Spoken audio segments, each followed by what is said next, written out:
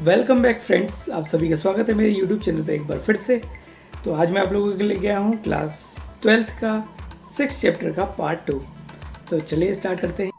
तो इस चैप्टर में हम लोग बात करेंगे सीनियर सिटीजन फिटनेस टेस्ट के बारे में। तो अगर आप चैनल पर नए हैं तो चैनल को लाइक और सब्सक्राइब करना ना भूलें। और अगर आपको इस चैप्टर के बारे में डिटेल में और जानना है तो आप पार्ट 1 देखना ना भूलें। तो बात करते हैं रिकी ली और Jones senior citizen fitness test के बारे में। तो रिकी ली और जोन्स ने 2001 में इस जो टेस्ट को इंट्रोड्यूस करा था। इस टेस्ट के ज़रिए जो सीनियर सिटीजन में होने वाले रिस्क हैं उनसे बचा जा सकता है और उसके निवारण के लिए जो बेटर एक्सरसाइजेज हैं वो करी जा सकती हैं। और सीनियर सिटीजन टेस्ट जो टेस्ट करा जाता है वो अबव 50 इयर्स के पर्सन्स के ऊपर किया जाता है। तो चलिए देखते हैं कौन कौन से टेस्ट हैं। चेयर स्टैंड टेस्ट हम लोग सीनियर सिटीजन पे करते हैं, वो भी ओवर 60 इयर्स ऑफ एज। इसमें हम लोग लोअर बॉडी स्ट्रेंथ के बारे में पता करते हैं, क्योंकि कभी कभी getting out of a chair on the bus, out of the car and rising up from the garden and house, ये टफ कंडीशन हो जाती है सीनियर सिटीजन के लिए। तो इसीलिए हम लोग चेयर स्टैंड टेस्ट करते हैं।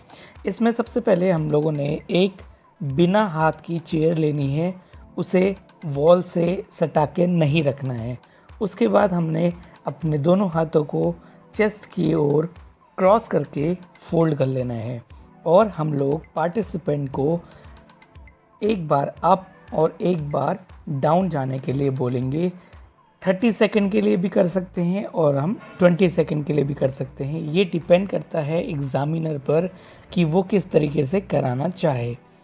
उसके बाद जितने भी 30 सेकंड के ड्यूरेशन में जितने भी up and down senior citizen द्वारा किए जाएंगे वो हम लोग काउंट कर लेंगे। और काउंट करने के बाद हम लोग नॉर्म्स बनाए हैं, उन स्टेप्स को उन नॉर्म्स में रखेंगे। हमने मेंस के लिए अलग हैं और वुमेंस के लिए अलग नॉर्म्स बने हुए हैं। उनमें रखने के बाद हम लोग पता कर लेंगे कि वो एवरेज हैं, बिलो एवरेज हैं या अबव एवरेज हैं।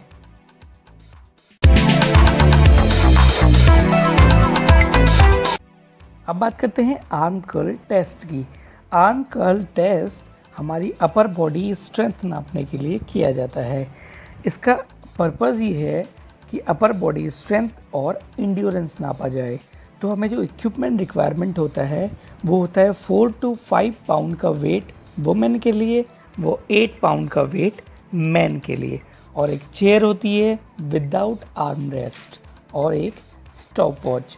अब प्रोसीजर है, हमने पार्टिसिपेंट की एक हाथ में डंबल रखना है और पार्टिसिपेंट से 30 सेकंड तक का डंबल को अप और स्ट्रेट की पोजीशन में ले जाने को बोला जाता है और टाइम नोट करा जाता है 30 सेकंड के ड्यूरेशन पे।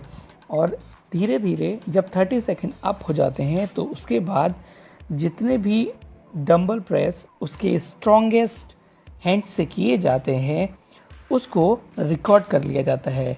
और इसको रिकॉर्ड करने के बाद हमारे पास सेम पिछले वाले प्रोसीजर की तरह नॉर्म्स होते हैं और उसी को मेंस और वुमेंस के नॉर्म्स में रख दिया जाता है। इससे हमें एज वाइज पता चल जाता है कि जो पार्टिसिपेंट है वो बिलो एवरेज है या फिर अबव एवरेज है। थर्ड नंबर का टेस्ट है chair sit and reach test. इस टेस्ट में मेज़र किया जाता है flexibility of lower body. Equipment कौन कौन से रिक्वायरमेंट होते हैं? एक रूलर होता है, स्ट्रेट बैक और फोल्डिंग चेयर होती है, about 17 inches oblique 45 centimetre high. इसमें स्टार्टिंग में हम लोगों ने अपने पंजों को हाथों की जो फिंगर टिप्स है उससे अपने टोज़ को छूना पड़ता है, बट इसमें एक ध्यान रखना पड़ता है कि हमारी नीज़ बिल्कुल भी फोल्ड नहीं होनी चाहिए और स्लोली हम लोगों ने टच करना है, जर्क नहीं करना है, क्योंकि हमारी बैक में जर्क आ सकता है। और एक रूलर की ज़रूरत होती है, वो हमने अपने टो से नापना होता है। अपने टो पे रखने के बाद हम लोग एक हाथ से रूलर भी कर सकते हैं। अगर हमारे पास एग्ज़ामिनर है तो एग्ज़ामिनर रूलर की मदद से हमें हमारी रीच बता सकता है। और स्लोली हम लोग अपने जिस साइड को, यानी सपोज़ हमने राइट साइड से टोज़ को छूना है तो राइट साइड हम लोग राइट साइड यानी राइट फुट को हम लोग राइट हैंड से धीरे धीरे टच करेंगे। और धीरे धीरे टच करने के बाद जितना भी हम जाएंगे, जितना भी रूलर में मार्किंग होगी, उतना हम लोगों को नोट करने के बाद हम लोग अलग से एक फ़ाइल में नोट कर लेंगे। और नोट करने के बाद हम लोग इन सेम प्रोसीजर को नॉर्म्स में रखेंगे, मेंस के लिए भी और वुमेंस के लिए भी। और एक बात हमने नोट करनी है कि हमने जितने भी मेज़रमेंट लेंगे वो हम लोग इंचेस में लेंगे।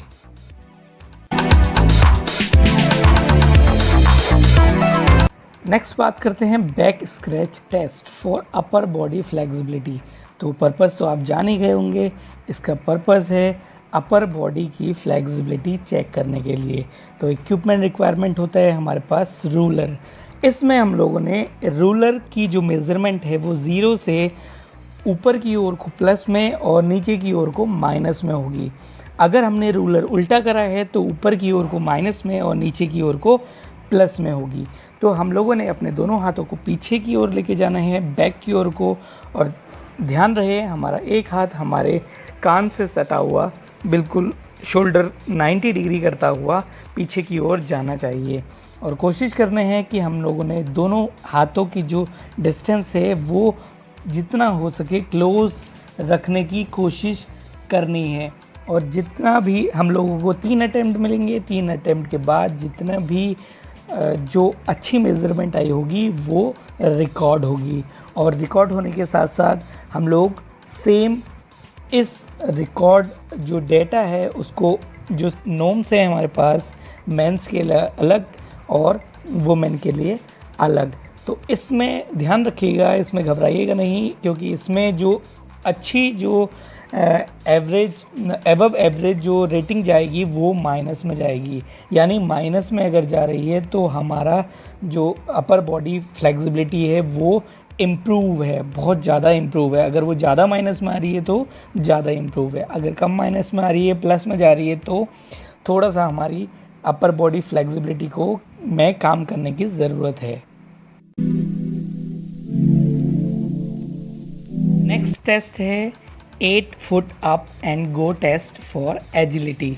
तो पर्पस है एजिलिटी या कोऑर्डिनेशन एबिलिटी चेक करने के लिए। इक्विपमेंट रिक्वायरमेंट होता है स्टॉप वॉच, स्ट्रेट बैक और folding chair about 17 inches oblique 44 centimetre high, 1 marker, measuring tape और एरिया क्लियर ऑफ ऑब्स्ट्रैकल। तो इसमें सबसे पहले हम लोग चेयर पे बैठ जाएंगे और चेयर के ठीक सामने 8 फीट पे हम लोगों ने एक कोन रखना है। और चेयर पे खड़े होने के बाद हम लोगों ने 8 स्टेप चलने के बाद हम लोगों ने उस कोन से वापस आकर उस चेयर पे दोबारा से बैठ जाना है। और बैठने के बाद हम लोग मिनिमम जितने भी टाइम पर इस पूरे प्रोसीजर को कंप्लीट कर पाएंगे वो डेटा हमने रिकॉर्ड कर लेना है। और सेम पिछले टेस्ट की तरह नॉर्म्स में रख के देखना है, मेंस के लिए अलग और वुमेन्स के लिए अलग। ये जो नोट होगा टाइम वो सेकंड में होगा। अब बात करते हैं 6 मिनट वॉक टेस्ट की। इस जो टेस्ट का पर्पस है वो एरोबिक इंड्योरेंस हमारी जांचना है या फिर एरोबिक फिटनेस को जांचने के लिए किया जाता है। इक्विपमेंट हमें चाहिए स्टॉप वॉच और रेक्टेंगुलर ग्राउंड मेजरिंग 20 × 5 यार्ड, यानी टोटल 50 यार्ड का हमें कोर्स चाहिए होता है। तो प्रोसीजर क्या है, सबसे पहले हम लोगों ने जो पार्टिसिपेंट है उसकी बीपी वगैरह चेक कर लेना है। और बीपी चेक करने के बाद उससे एक बार डेमो करके दिखा देना है कि जो पूरा प्रोसीजर है 6 मिनट वॉक का उसमें करना क्या है। 6 मिनट वॉक प्रोसीजर में हमने 6 मिनट तक का कॉन्टीन्यूअस वॉक करते रहनी है जब तक का हमारा टाइम ओवर नहीं हो जाता है। और जब हम चलना स्टार्ट करते हैं, चलना स्टार्ट करने के बाद हमने जैसे ही 6 मिनट ओवर हुए उससे पहले, टाइम एंडिंग से पहले ही जो एग्ज़ामिनर है वो आपको टाइम अप होने के 5 to 10 सेकेंड पहले बता देगा। उसके बाद जैसे ही आपका 6 मिनट ओवर हुआ, जहाँ पर यानी जिस जगह पर आप खड़े हैं और आपका 6 मिनट ओवर हो गया, तो एग्ज़ामिनर आपको वहीं तक रुकने के लिए बोल देगा और total number of steps count करेगा या total number of yards count करेगा कि आपने कितना यार्ड कवर करा है। तो जितना ज़्यादा आपने यार्ड्स कवर करा होगा उतना ही डेटा हम लोग स्टोर करेंगे और स्टोर करने के बाद हम लोग सेम जो नॉर्म्स है उन नॉर्म्स में आपके स्टेप्स को रख लेंगे। जितना भी यार्ड्स आपने करा है उसी के अकॉर्डिंग बिलो एवरेज, एवरेज और अबव एवरेज हमें पता चल जाएगा। तो कैसा लगा वीडियो दोस्तों, कमेंट बॉक्स में ज़रूर बताएं। आज के लिए बस इतना ही, जल्द लेके आऊँगा नई वीडियो, तब तक घर पे रहें, सुरक्षित रहें। नमस्कार दोस्तों।